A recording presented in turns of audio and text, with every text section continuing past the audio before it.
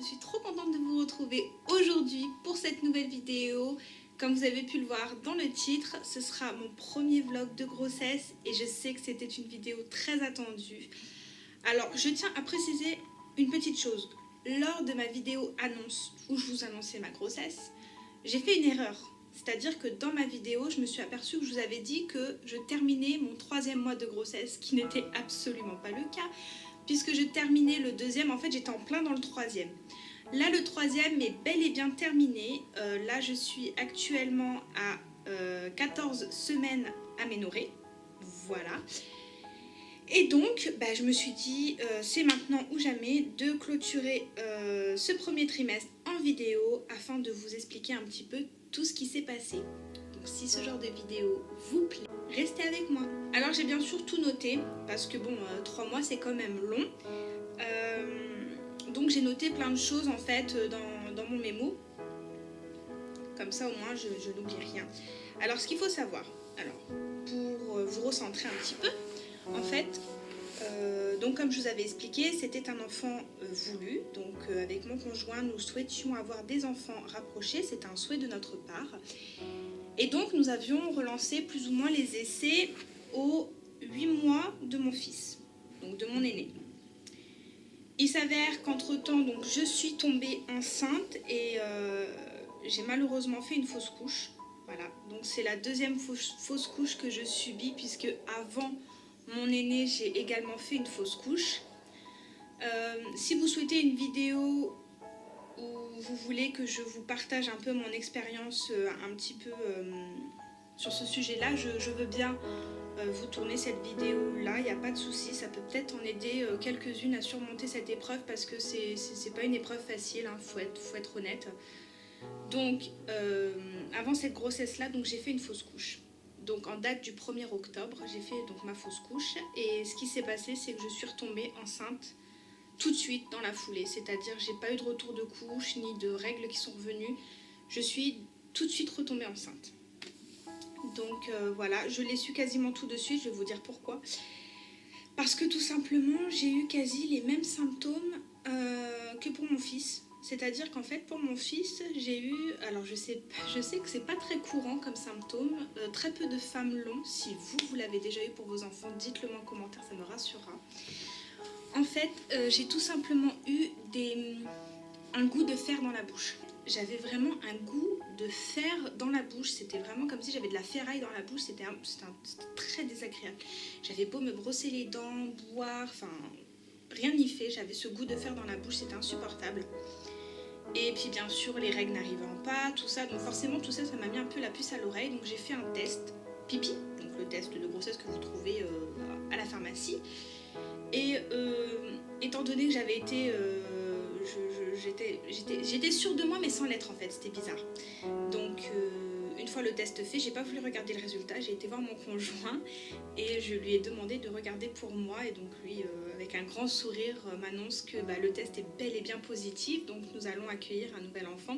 Donc moi sur le coup je vais vous dire franchement je me suis pas du tout réjouie, j'étais contente mais j'étais tellement paniquée parce que j'avais déjà fait une fausse couche, donc je me suis dit Eva t'emballe pas parce que ça peut encore mal se passer.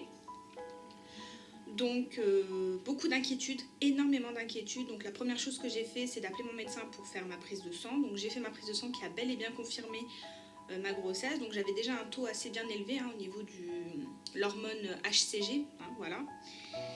Et dans la foulée, j'ai appelé, en fait j'ai tout enchaîné en fait. J'ai appelé mon gynécologue, voilà, je lui ai expliqué. Donc il savait forcément puisqu'il avait eu le suivi, donc il savait pour ma fausse couche, tout ça parce qu'il m'avait pris en charge. Et donc, il m'a fixé un rendez-vous quasi tout de suite, en fait, pour pouvoir faire une écho de contrôle et une écho de datation, déjà pour moi me rassurer, parce qu'il savait que j'étais complètement paniquée et que j'étais pas rassurée. Donc, j'ai eu un rendez-vous quasi dans la foulée, après avoir eu mon résultat de ma prise de sang. Je l'ai eu peut-être une semaine après, même pas.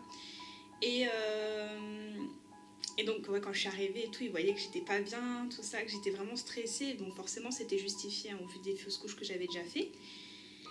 Et donc là, il me fait l'échographie et surprise, voilà, j'étais surprise de voir déjà ce petit embryon qui était bien installé et qui bougeait un petit peu déjà, j'étais vachement surprise. Alors, à l'époque où il m'a fait l'écho de datation, j'étais à 8 semaines. Ouais, j'étais déjà à 8 semaines. Ouais, 8 semaines. Donc, par contre, je sais plus combien il mesurait.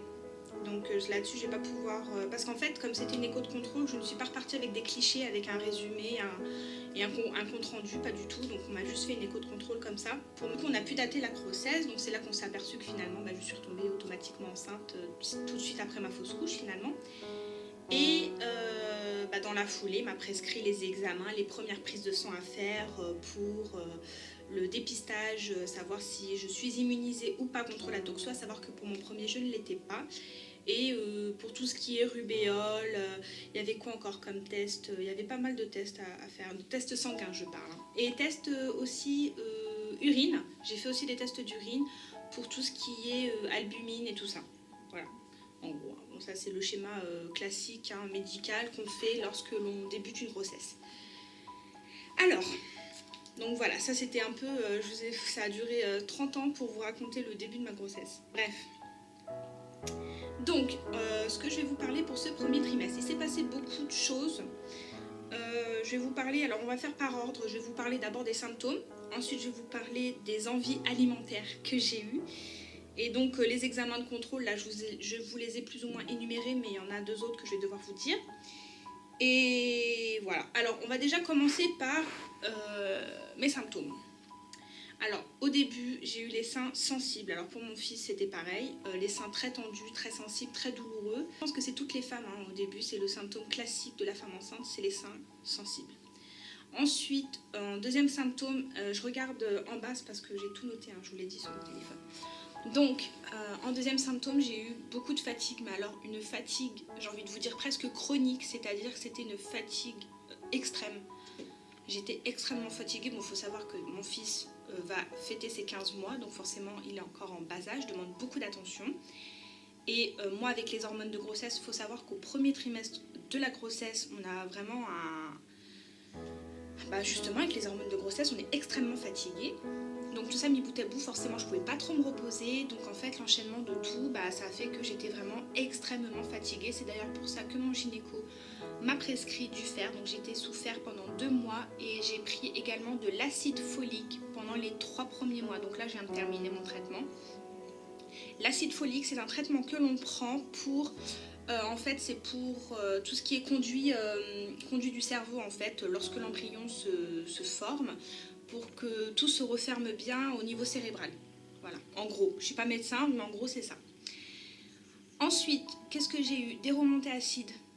J'en ai eu, mais alors, pour mon fils, j'en ai eu du début jusqu'à la fin. J'ai souffert de remontées acides, mais ça, je crois que ça a été le plus gros des symptômes sur lequel j'ai le plus souffert. Ça a été vraiment les remontées acides. Donc là, actuellement, pareil, je prends...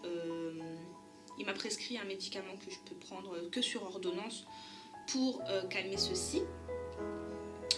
Ensuite, qu'est-ce que j'ai marqué? Donc j'ai marqué migraine. Alors oui... Alors je suis désolée, c'est mon conjoint qui rentre. Alors, migraine, oui, je vous ai noté migraine. Pourquoi? Parce que pour cette grossesse-là, pour mon fils, j'en ai pas eu. Clairement, j'ai pas eu de migraine, pas eu de soucis de migraine. Pour cette grossesse-là, j'ai vraiment de gros soucis de migraine. J'en ai beaucoup, plusieurs fois par jour. Alors, est-ce que c'est dû à la fatigue? C'est possible. Tout comme ça peut être dû aussi à de la tension. Je suis un petit peu sur les nerfs en ce moment, donc forcément, ça joue.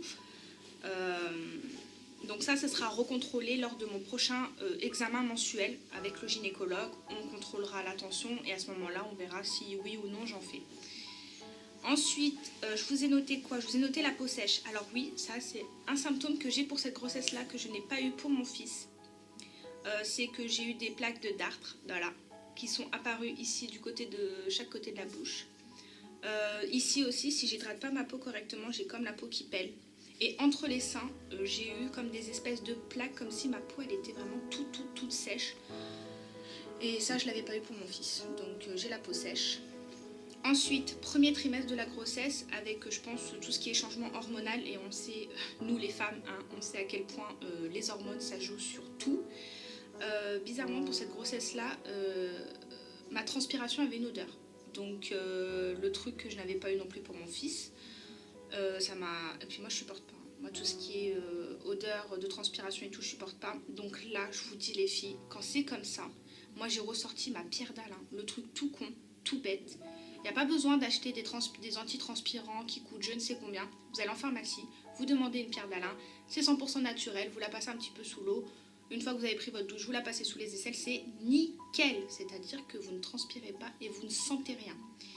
Et donc ça, c'était uniquement pour le premier trimestre de grossesse, puisque là, ça y est, c'est fini. Les odeurs de transpiration, c'est parti. Donc je pense que c'était le temps que...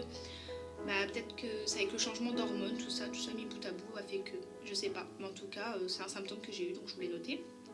Ensuite...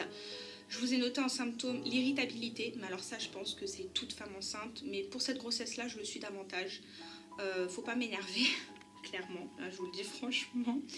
J'ai tendance à démarrer au quart de tour et là je suis vraiment, en plus je suis un peu à fleur de peau, donc je suis très sensible. Je vais avoir des scènes assez tristes à la télé où je vais voir un truc tout bête, hein, une scène d'accouchement de baby boom à la télé, et là je vais me mettre à pleurer à chaudes larmes. Donc ça c'est les hormones aussi. Vive les hormones, hein, n'est-ce pas? Donc ouais, tout ce qui est irritabilité, donc là vraiment je suis à fleur de peau, faut pas m'énerver, faut pas trop me titiller parce que voilà, je démarre au quart de tour. Par contre avec mon fils ça va, bizarrement. Avec mon fils j'arrive à garder mon calme, je suis pas de, j'ai pas un comportement extrême ou quoi, j'arrive à, je sais pas, avec mon fils le comportement il est différent, par contre avec les adultes faut pas m'énerver en fait, voilà, en gros. Ensuite, j'ai eu une grande soif. Alors, ça c'était valable aussi pour mon premier. Quand je suis enceinte, je bois énormément d'eau. Beaucoup, beaucoup, beaucoup d'eau. C'est-à-dire qu'en moyenne, je bois 1,5 litre, voire 2 litres d'eau par jour. Et principalement, la nuit. Le truc qu'il ne faut pas, hein, parce qu'en plus, vous passez votre nuit à faire des allers-retours aux toilettes. Ça a été mon cas d'ailleurs. Mais ouais, grande soif de fou malade. Donc je bois énormément d'eau, et d'ailleurs c'est conseillé puisque de toute façon le gynéco vous le dit, il est important de boire beaucoup d'eau pendant la grossesse. Ensuite, je vous ai marqué également les gencives. Ah oui, alors ça, mais dites-moi, je crois que ça concerne beaucoup de femmes qui sont enceintes, mais j'ai les gencives qui sont extrêmement sensibles, c'est-à-dire que dès que je me brosse les dents, je saigne. Mais alors je saigne bien comme il faut, quoi, hein. C'est pas je saigne un petit peu. Limite on pourrait croire qu'on m'a mis une pêche dans la bouche, et vraiment que je saigne vraiment. Donc je pense prendre rendez-vous chez mon dentiste pour refaire un petit contrôle. Peut-être que j'ai une inflammation des gencives, je sais pas, en tout cas à l'œil nu ça se voit pas, elles sont pas gonflées, elles sont pas rouges, elles sont pas irritées, mais lorsque je me brosse les dents c'est catastrophique, quoi. Je saigne à mort. Et ensuite en dernier symptôme, ça fait déjà pas mal, vous allez me dire, comme vous pouvez le constater en fait, c'est l'essoufflement. Si je parle un peu trop longtemps et un peu trop vite, je suis très très vite essoufflée. Et ça c'est valable pour tout, même dans la vie courante. Dès que je vais faire une action, dès que je vais faire quelque chose, je vais faire les courses, je vais marcher trop longtemps, ou là auquel cas j'habite au 4e étage sans ascenseur. Ça va pas durer très longtemps d'ailleurs cette affaire, parce que nous, de toute façon là c'est dans notre projet de déménager, donc c'est plus pour longtemps à subir ceci. Donc les essoufflements, ouais, les 4 étages sans ascenseur, voilà quoi, c'est tendu. Donc voilà, là je vous ai fait un petit résumé, j'ai essayé d'aller très vite parce que je veux pas non plus que la vidéo dure trop longtemps, donc je vous ai fait un mini résumé vraiment de tous les symptômes globaux que j'ai eu pendant ce premier trimestre de grossesse. Ensuite, je vais vous parler des envies alimentaires que j'ai eues. Pour mon fils, j'en ai eu quelques-unes, mais alors sans plus. Mais alors pour cette grossesse-là, j'en ai eu un petit peu plus. Mais c'est pas des envies méchantes en soi, parce que vous attendez pas à ce que je vous sorte que j'ai eu des envies de chocolat, des envies de gâteaux, de chips ou quoi, parce que c'est pas du tout le cas. Alors les principales envies que j'ai eues pendant le premier trimestre, ça va peut-être changer, hein, on ne sait pas. J'ai eu beaucoup d'envie de salade, de crudité, donc beaucoup de salades, des salades composées avec de la laitue, des tomates, des concombres. Des fois je mettais même du... Bon, je vais me calmer parce que ça va aller, va. Vraiment des salades composées avec du maïs et tout. J'adore ça. C'est la flemme de les faire parce que du coup je ne suis pas immunisée contre la toxo, donc il faut bien prendre le temps de laver les fruits et légumes, machin. Mais j'adore ça. Ensuite, principale envie que j'ai eue, il y a des copines qui vont me regarder là dans cette vidéo là et elles vont rire. Elles vont rire parce qu'elles savent très bien de quoi qu'est-ce que j'ai subi? C'est-à-dire que j'ai eu beaucoup d'envie de rouleau de printemps. Ouais. C'est-à-dire qu'un matin, je me suis levée et à 10h du matin, j'avais envie de rouleau de printemps. Je vous mens pas, je vous assure que c'est vrai. Avec ma belle-mère, on est parti chercher des rouleaux de printemps. Forcément, à 10h30 du matin, pensez-vous que les rouleaux n'étaient pas prêts? Donc, on me les a gentiment préparés. Et je vous assure que je les ai mangés dans la foulée. Et ça a été la fois à 10h du matin, mais j'ai eu plein d'autres envies de rouleaux de printemps. Hein. Oh, les rouleaux de printemps, c'est la vie, quoi, j'adore ça. Alors, le gynéco m'a dit, parce que normalement, lorsque l'on n'est pas immunisé contre la toxo, c'est pas tellement recommandé de manger des rouleaux de printemps, à condition d'être sûr qu'ils soient bien frais. Moi, je sais que là où je vais les chercher, j'ai vraiment une confiance aveugle. Donc voilà, mais j'irai pas les manger n'importe où. Voilà, c'est tout. Ensuite, j'ai eu des envies de radis beurre. Alors ça, cette envie-là, c'est drôle qu'elle soit revenue parce que c'est l'envie que j'ai eue pour mon premier, des radis beurre. Voilà, j'en ai mangé. Mon homme, il m'en a ramené des bottes et des bottes et des bottes et j'en ai mangé des bottes et des bottes et des bottes. Voilà, des radis beurre. Truc tout bête, mais j'adore ça. Ensuite, les clémentines. Bon, vous me direz en même temps, c'est la saison. Pour mon fils, étant donné que c'était l'été, c'était les nectarines. J'ai bouffé des kilos de nectarines. Vous pouvez même pas imaginer à quel point j'en ai bouffé.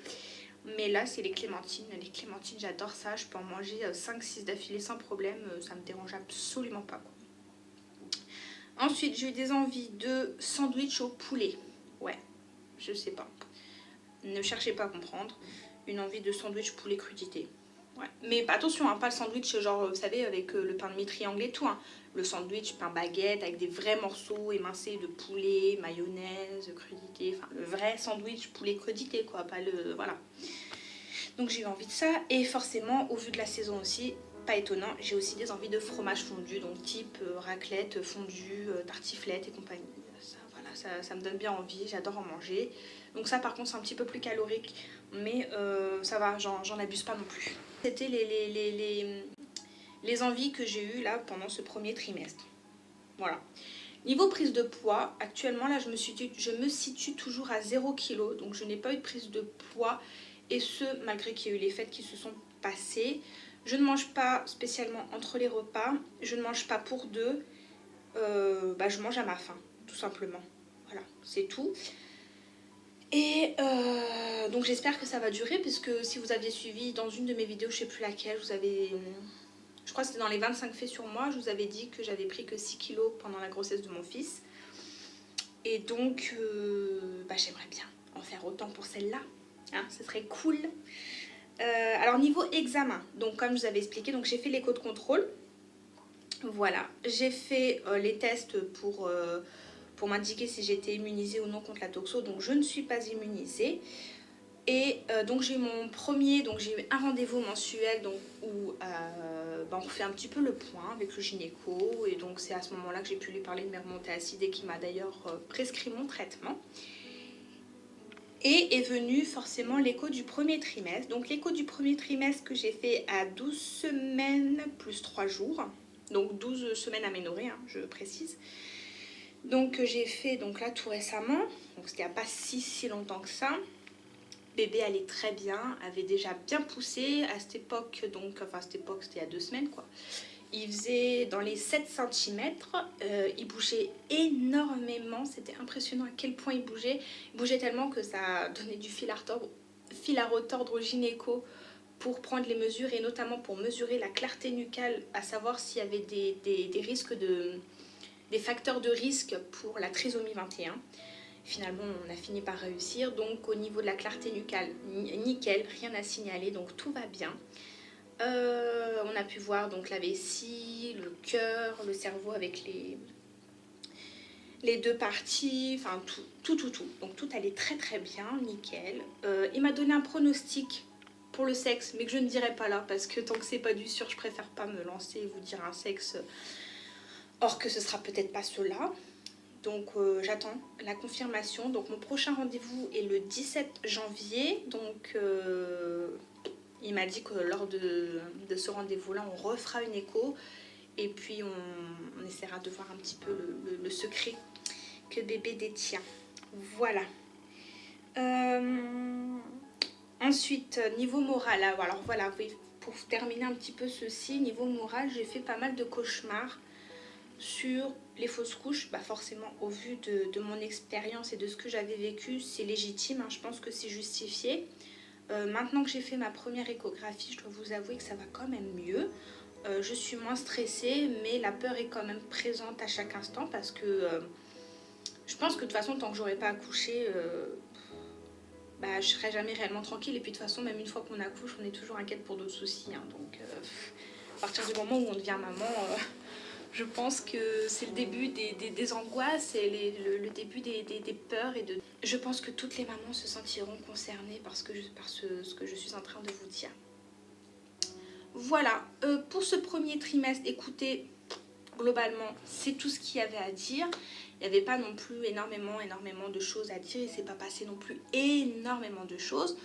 On va terminer cette vidéo par un petit point bidou, à savoir qu'il est déjà bien gros. Alors, je tiens à préciser que pour ma première grossesse, j'avais un très gros ventre. Et ce, malgré que j'avais pris que 6 kilos seulement. J'avais tout pris dans le bide. À savoir qu'à la fin de ma première grossesse, j'avais mesuré le tour de mon ventre et il faisait 1m16. Je vous mens pas, je vous assure. Il faisait 1m16, donc j'avais déjà un ventre bien gros, très proéminent.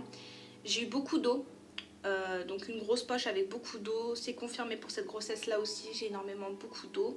Donc c'est ce qui explique aussi la chose. Voilà.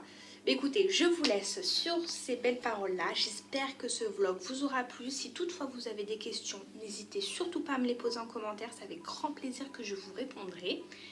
Et puis, on se retrouvera pour le deuxième trimestre, pour faire le bilan du deuxième trimestre. Je ferai des vidéos entre deux si toutefois j'ai fait des achats pour bébé. Je vous ferai des hauls bébé, il n'y a pas de souci.